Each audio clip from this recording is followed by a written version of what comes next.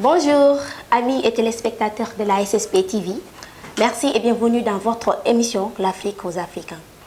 Chers internautes, comme chaque émission, nous avons l'habitude de partager avec vous des thèmes spéciaux sur l'Afrique, car vous êtes des internautes privilégiés. Aujourd'hui, nous allons essayer de parler de la mondialisation, je veux dire de l'Afrique et la mondialisation. Car selon leur définition à eux, je dis bien à eux, la mondialisation est un phénomène d'ouverture des économies nationales sur un marché mondial, entraînant une interdépendance croissante des pays. Elle favorise les essences culturelles. Elle ne porte pas seulement sur les essences en biens, de services et des capitaux, mais aussi des idées concernant les droits de l'homme, l'économie de marché et, bon, je dirais entre autres la démocratie. Ces acteurs sont entre autres les firmes transnationales. Nous avons aussi les institutions internationales, les États, etc., etc. Voilà en quelque sorte ce qui représente la mondialisation. C'est leur définition à eux. Mais en tant qu'Africains, la question qu'on doit se poser, c'est à savoir en quoi la mondialisation est-elle positive pour l'Afrique. Parce que souvent, on nous parle d'intégration africaine, mais tel n'est pas le cas. Il n'y a pas d'échange entre les pays occidentaux et les pays africains. Mais on note plutôt une dépendance des pays africains envers les occidentaux. Ou bien une exploitation que subissent les Africains par les occidentaux. Prenons l'exemple, par exemple, de l'OMS. Récemment, nous avons assisté à cette polémique du Covid organique. L'OMS a rejeté le Covid organique sous prétexte qu'il n'a pas été prouvé scientifiquement. D'accord. Mais maintenant, où est la médecine traditionnelle? S'il y a réellement un échange entre les pays, pourquoi doit-on reconnaître la médecine scientifique et rejeter la médecine traditionnelle? Chers internautes, la mondialisation, il faut reconnaître que c'est une guerre masquée, où l'on nous parle d'aide humanitaire, d'aider les pays pauvres, je ne sais pas, les pays sous-développés à faire face à la mondialisation. Mais quel intérêt ont les Occidentaux à vouloir aider les pays sous-développés à faire face à la mondialisation ou à tendre vers le développement? Quelle mascarade! Chers internautes, la mondialisation, en tant qu'Africain, je dis que c'est juste une forme moderne de perpétuation de l'inégalité économique.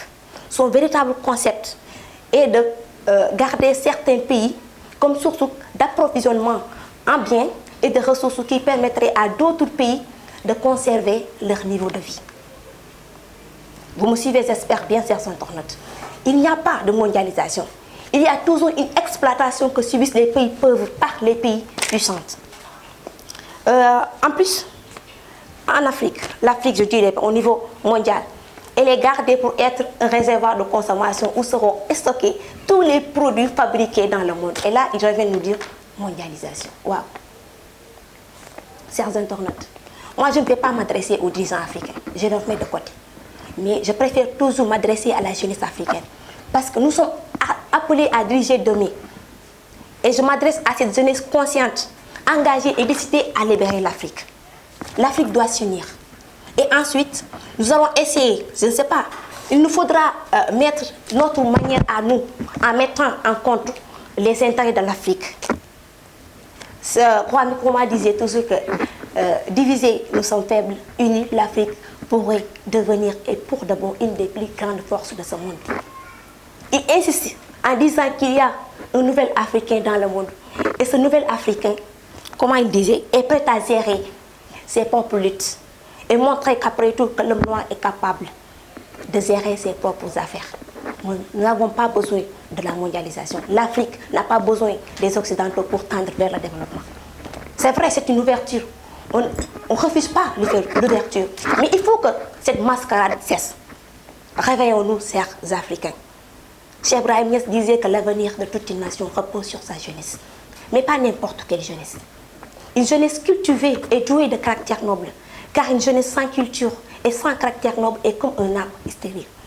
Appliquons-nous sérieusement et persévérons dans la quête du savoir. C'était tout pour aujourd'hui. Avec la mondialisation, nous allons peut-être recevoir un invité dans nos prochaines émissions pour essayer de développer et d'approfondir sur le thème concernant la mondialisation.